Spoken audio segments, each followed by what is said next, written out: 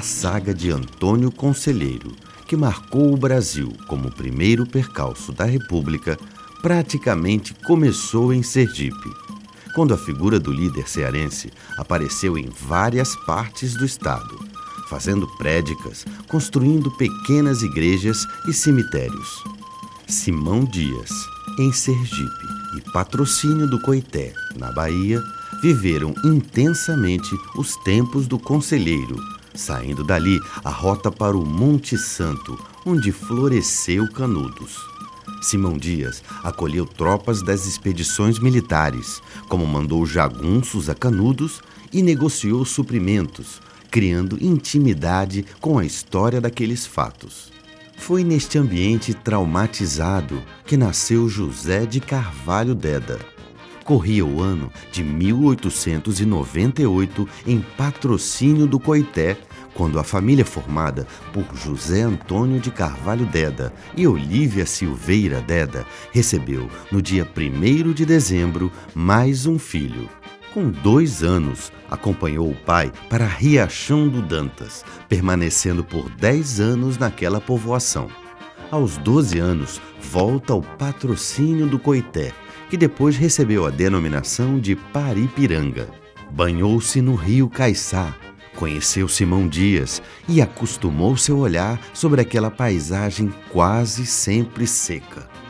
No Riachão, o menino José ouviu as aulas das professoras Rosa Frião e Raquel de Lemos e, ao voltar para a terra berço, frequentou os cursos do professor Francisco de Paula Abreu, que serviram de orientação segura para as suas futuras atividades intelectuais. Mais tarde, em Simão Dias, iria construir uma biografia como comerciante, político, advogado provisionado, jornalista e intelectual múltiplo. Ele fez apenas o curso primário, mas aos 30 anos ele já tinha um acervo cultural muito bom, apreciável. Ele, como poucos formados em sua época, já houvera lido inteiramente Os Sertões de Euclides da Cunha e ficou empolgado com a narrativa euclidiana, a ponto de, por exemplo, meu nome é Arthur Oscar, é do general de Canudos, da Guerra de Canudos, Arthur Oscar. Ele era o que nós podemos chamar hoje de uma pessoa que tinha múltiplas inteligências, né? Um autodidata que era jornalista, romancista também, né? Historiador, político, né? Advogado, né? Advogado provisionado, e que através dessas ações nós percebemos claramente que havia era uma pessoa em intensa efervescência, né? É alguém que a gente pode dizer hoje que ele pensava globalmente e agia localmente. Ele era um homem muito inteligente.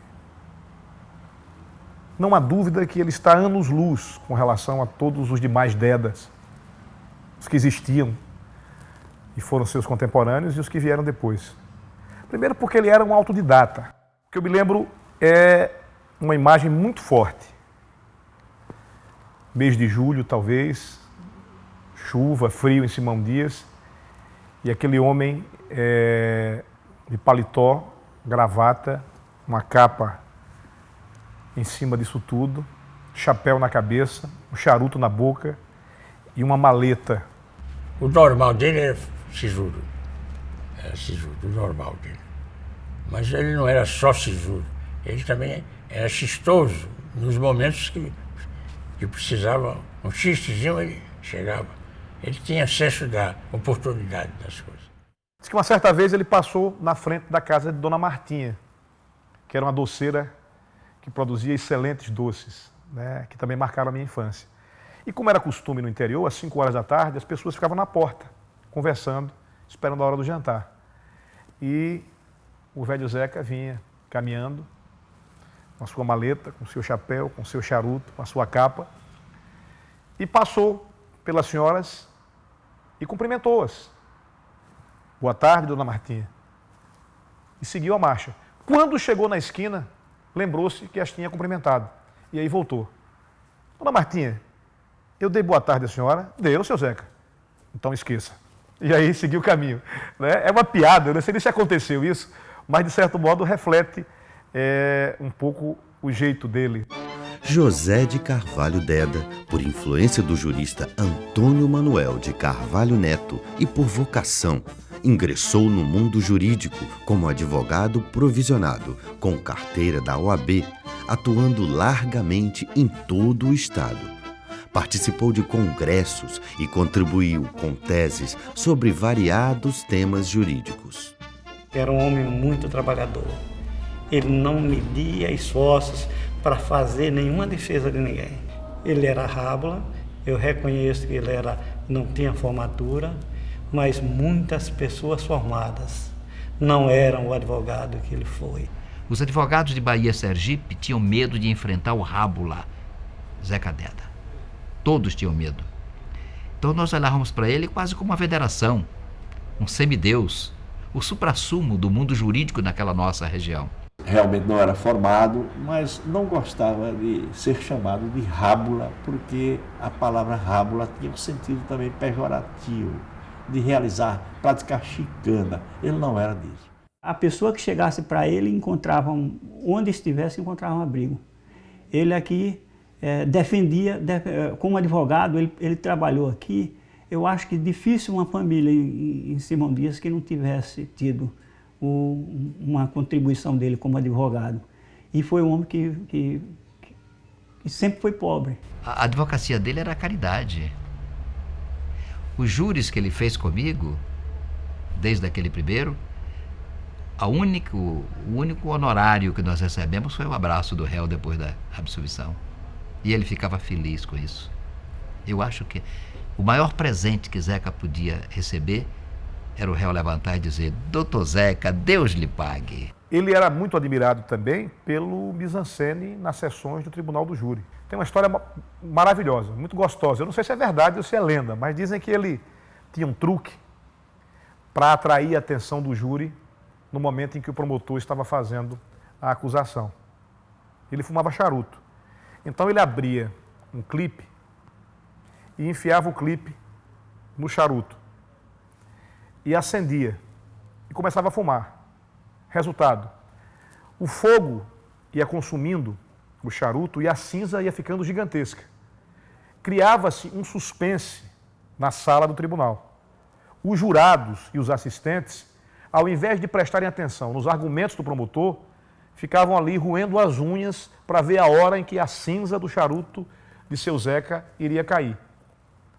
Não caía porque estava presa no clipe. Nós participamos de um júri, curiosamente, ele na acusação e eu estava na defesa. O júri de Calabar. Ele acusava Calabar como um traidor. Eu mostrava que não fora Calabar um traidor, porém uma pessoa que queria o melhor progresso para o país, sobre a colonização holandesa seria melhor que a portuguesa. Muito bem, o júri se desenrola. Lá para as tantas eu resolvo lembrar que Calabar chorara quando se despedira dos companheiros de luta brasileiros, quando passaram para o outro lado. E eu dizia, e aí Calabar se despediu dos nossos, ele interveio, interrompeu-me e disse, de uma parte, quer dizer que Vossa Excelência reconhece que ele deixou os nossos para seguir os outros, e como eu não era o traidor. Eu me preparei para enfrentar Zeca. O direito da minha cliente era formidável e o direito do cliente dele muito ruim. Eu disse, vou ganhar do mestre. E no foro, sempre conversando, eu disse, Zeca, desta vez o menino vai ganhar de você. Já no final do processo, ele botou a mão em meu ombro e disse, Evaldo, você vai aprender mais uma lição. Eu olhei para ele e disse, será que Zeca já está envelhecendo tão rapidamente que não percebe que vai perder essa? Chegamos ao final do processo, ele não fez as alegações finais. Eu não entendi por que eu fiz as minhas. E aí eu aprendi a lição.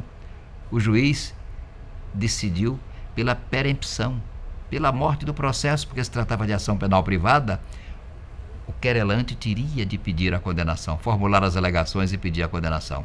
Aí no dia seguinte eu digo, Zeca, ele disse, percebeu? Eu disse, percebi. Pois é, Evaldo. Eu não podia perder, mas não tinha como ganhar. Então deixei que o processo morresse. Assim você está feliz, seu cliente está feliz, mas eu também estou feliz e continuo zerado. Uma vez ele perdeu uma causa, mas o fato foi bastante curioso, ficou gravado. Ele fora nomeado pelo juiz para defender um réu pobre. O defensor novo era comparecido na sessão anterior. E ele fora nomeado para no dia seguinte fazer a defesa. Mas com base na prova dos autos, as testemunhas todas flagraram o réu afogando a própria esposa num tanque. E flagraram ele empurrando com uma vara quando ela tentava aproximar-se da beira do tanque. A vara para afogar-se. Meu pai leu a prova e disse, não, há um erro de interpretação. As testemunhas realmente viram essa cena, mas há um erro. A vara era para salvá-la, para que ele ele a trouxesse para a borda do tanque. Neste ponto, o réu levantou-se e disse, seu Zeca, é menos verdade, eu queria matar aquela excomungada mesmo. Foi um caso em que ele não logrou a vitória, mas não esqueceu do fato jamais. Delegado da Revolução de 1930 e curador dos seus ideais, José de Carvalho Deda exerceu outras funções até ser prefeito de Simão Dias, realizando obras e promovendo, em 1935, uma grande festa para celebrar o centenário da cidade. Se fez um plebiscito para ratificar essa indicação, que ele foi indicado, mas ele pediu que fosse feito esse plebiscito para ver se realmente reconhecia isso. E foi. Sobretudo as pessoas de mais idade, né? Elas lembram com muita afeição, com muito carinho da pessoa, da figura pública de Zeca Deda, como eles costumam chamar, né? E mostra que um homem que se importava com a vida das pessoas, se importava como essas pessoas estavam vivendo, né? E de alguma forma tentava buscar uma solução possível dentro do município. Quando saiu da prefeitura municipal, isso em 1933 ou 34, ele deixou um relatório dizendo que havia sobrado, aquele dinheiro que havia sobrado, fez a contabilidade toda e deixou lá na prefeitura. E muito tempo depois foi que foi encontrado isso aí, um dinheiro ainda, aquela moeda do que sobrou da administração dele. Um marco importante do período em que ele passou na administração foi a construção do que nós chamamos do talho municipal, que era o açougue municipal. Foi construído na época dele. Hoje é um prédio que cedia o Banese local. Com a convocação da Assembleia Constituinte Estadual, elegeu-se representante de Simão Dias, pela legenda do Partido Social Democrático, PSD, partido que ajudou a fundar em Sergipe. Na política, a presença dele produziu um fato do qual eu tenho muito orgulho. A Constituição do Estado de Sergipe de 1947 é uma Constituição democrática que simbolizou, do mesmo modo que a Constituição Federal, o texto de rompimento com a ditadura de Vargas e a referência para a democracia que o Brasil ia construir. Esse texto foi assinado por ele. Ele foi deputado estadual constituinte e assinou a Constituição Democrática de 1947. Depois, também num processo de redemocratização, já que nós tínhamos derrubado a ditadura de 64, o Brasil convocou uma Assembleia Nacional Constituinte. E essa Assembleia Nacional Constituinte determinou a convocação de assembleias estaduais constituintes que iriam redigir o texto das novas constituições estaduais. E eu assinei. Então, as duas constituições democráticas do Estado de Sergipe, de 47 para cá, têm a assinatura de 2 Dedas. Em 1950, foi eleito deputado estadual, mais uma vez pela legenda do Partido Social Democrático. Intrigas e interesses de adversários locais levaram o deputado José de Carvalho Deda a romper com seu antigo partido, abrigando-se na UDN, sendo eleito para a Assembleia Legislativa em 1954, passando a apoiar o governo de Leandro Maciel. Nesse tempo, Deda integrava o PCD. Eu, do PCD, líder do governo, Carvalho Deda participava dos deputados integrantes do PCD. Aí acontece um fato muito terrível, que, com a indicação de Arnaldo Garcês, o grupo Simão Dias não aceita. E acontece que Carvalho Deda fez um discurso e fez referência à esposa do governador. Então, alguns deputados foram dizer ao governador Arnaldo que Deda havia feito um discurso e atacado a mulher do governador. Arnaldo faz um acordo e entrega as posições de Simão Dias a José Dória de Almeida. A José Dória de Almeida, que foi o deputado da UDN. Então, ele passa a apoiar o governo e Deda passa para a oposição. Porque ele não é muito do enganoso, do artificial. Ele é do que existe, é do real. Marcava era a firmeza com que ele enfrentava o governo, né? Ele divergiu, na opinião dele, e como divergiu, ele também não deu nenhum apoio ao Arnaldo. Na tribuna, quando queria dar uma estocada em alguém, era mortal, porque sabia trabalhar na sua oratória o uso equilibrado e perfeito de uma arma extremamente valiosa para quem disputa debates orais, que é a utilização adequada da ironia. Com a chegada de Carvalho Deda, a União Democrática Nacional toma um impulso maior, porque Carvalho Deda não só falava bem, como escrevia bem, como era atrativo, trabalhador e um espírito assim de combate, muito combativo e argumentava muito bem. Então me deu muito trabalho como líder de governo para rebater as oposições do Carvalho Deda. Ele participou de muitos congressos e ele não ia para os congressos daquela época, que eram reuniões de deputados de todos os estados brasileiros, apenas para ir. Para todo congresso que ele foi, ele participou com uma tese. Ele tinha uma tese, uma proposta, um documento. E quando voltava, editava. Como ele tinha gráfica, ele publicava o seu discurso ou a tese que apresentara para justificar aos seus eleitores o trabalho que estava fazendo. Carvalho Deda conciliou suas atividades políticas e de advogado com o trabalho de jornalista.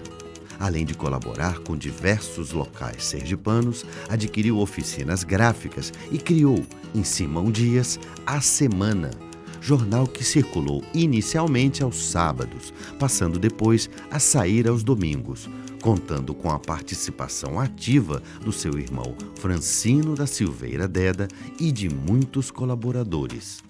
Meu pai adquiriu uma gráfica através de um leilão em Propriar. E a primeira coisa que ele fez foi levar para ficar nas oficinas aprendendo aquilo. Olha, o local era justamente esse aqui. Daí até ele falecer ainda trabalhava aqui. É aqui onde agora está funcionando esse escritório de advocacia, era aqui que era a redação do jornal. Ali onde tem aquela placa, tinha a placa do meu pai, José de Carvalho Deda, advogado. Aqui funcionava o escritório de advocacia, a redação do jornal e as oficinas dos jornais lá no fundo. Cada dia a gente aprendia qualquer coisa com ele. Era um aprendizado diuturno aqui com ele. Imagine a dificuldade nos anos 40 e no início dos anos 50, numa cidade do interior de Sergipe, editar-se uma gazeta semanal Aliás, o nome era A Semana, com oficinas próprias.